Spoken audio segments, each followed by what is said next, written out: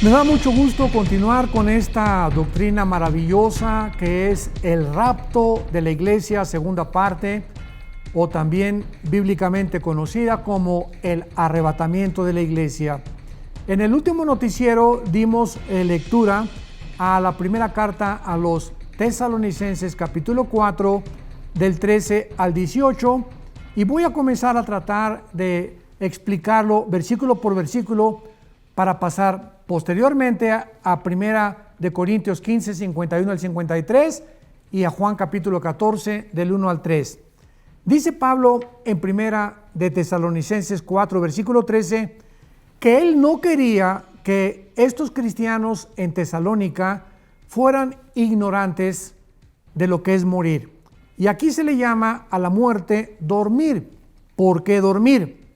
Porque cuando nosotros morimos no estamos inconscientes. Hay cantidad de versículos que vamos a cubrir en los próximos noticieros, demostrando que el cristiano está plenamente consciente en el momento de su muerte, y de ahí en adelante estamos conscientes de todo lo que va a suceder en la dimensión espiritual a la cual vamos a pasar algún día. Entonces Pablo no quiere que ignoraran, para que no se entristecieran como los otros, o sea, los que no son cristianos, que no tienen esperanza. Claro que cuando un cristiano muere, nos entristecemos, es lógico, ¿verdad? Pero no de la manera como lo hace el mundo regularmente. ¿Cómo lo hace el mundo regularmente? Bueno, sabemos que hay personas que hasta le guardan luto a su difunto 1 año, 2 años, 3 años. Antiguamente, todavía en el siglo pasado, cantidad de familiares nuestros se vestían de negro, y yo le pregunté una vez a alguna tía: oye tía, ¿por qué sigues de negro? Hace 4 años que se murió tu hijo. Y me contestaban, o nos contestaban, es que estamos guardando el luto. Pero todo esto es por ignorancia, por ignorar precisamente lo que Pablo a continuación nos quiere relatar. Dice el versículo 14, porque si creemos, veamos el sí condicional. Si realmente creemos, si lo creemos realmente, que Jesús murió y resucitó, así también traerá Dios con Jesús, observemos, a los que durmieron en Él.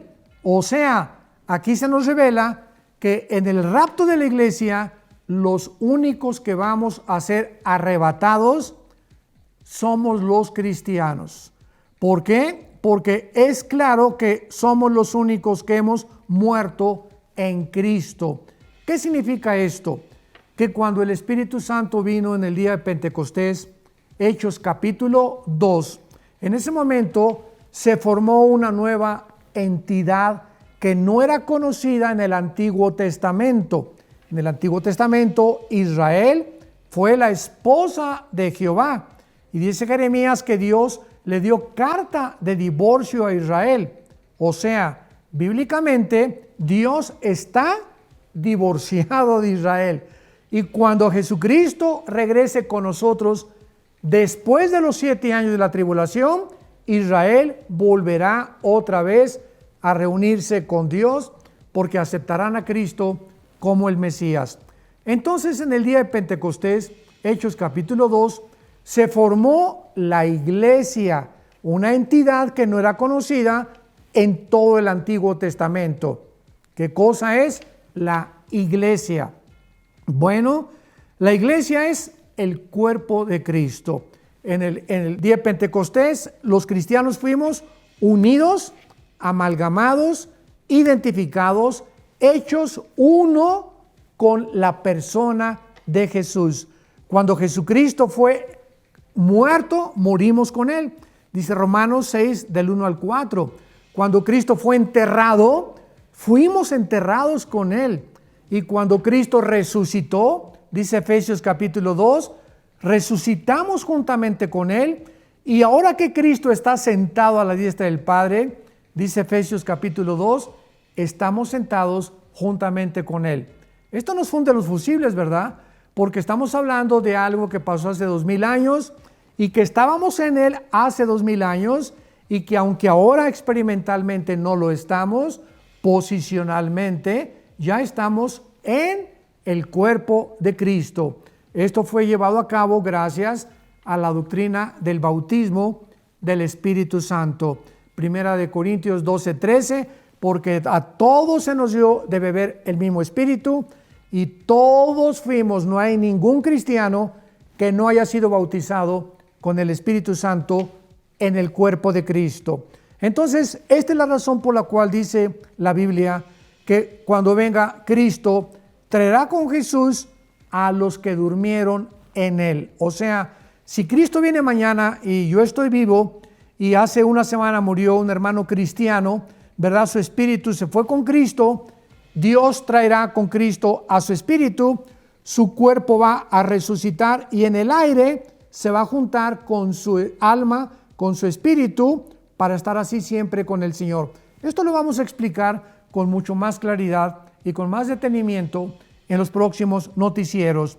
Y por lo cual dice la Biblia, versículo 15, les decimos esto en palabra del Señor. Nosotros los que vivimos, los que habremos quedado hasta la venida del Señor, no precederemos a los que durmieron. Porque el Señor mismo, sea físicamente, así como Cristo ascendió, así va a regresar. El mismo Señor Jesucristo va a bajar del cielo y va a venir con una voz de autoridad. Lo va a acompañar el arcángel Miguel con millones de ángeles. Imaginémonos este encuentro que tendremos con Cristo en el cielo. Y además se tocará una trompeta que ya vamos a explicar, que de ninguna manera son las trompetas del Apocalipsis, porque las del Apocalipsis son de juicio. Y entonces Cristo descenderá del cielo y todos los muertos de Pentecostés, vuelvo a repetir, hasta el día del arrebatamiento, van a salir de sus tumbas y cuando ellos resuciten, nosotros que estamos vivos, en cuestión de segundos, en un parpadeo, como lo vamos a leer en 1 Corintios 15, 51 al 53, vamos nosotros a ser transformados. De repente se quedará mi saco, el pantalón, los zapatos, millones de niños van a desaparecer de los cuneros, en los hospitales, va a haber un caos internacional, etcétera, etcétera, porque fuimos desaparecidos completamente de este planeta Tierra. Y por eso dice la Biblia, los que quedamos seremos arrebatados, sacados súbitamente. Es lo que significa la palabra harpazo, que se tradujo arrebatados, o seremos raptados con ellos para recibir al Señor en el aire, y así estaremos siempre con el Señor. Por lo tanto, alentémonos unos a los otros. No estamos esperando la tribulación, estamos esperando la venida de Jesucristo, que venga por nosotros en el aire, tal vez hoy mismo, tal vez mañana, un mes, un año, no lo sabemos, pero el fin de todas las cosas se acerca. Seamos sobrios y velemos en oración, alentándonos que muy pronto estaremos con Él. Que Dios los bendiga.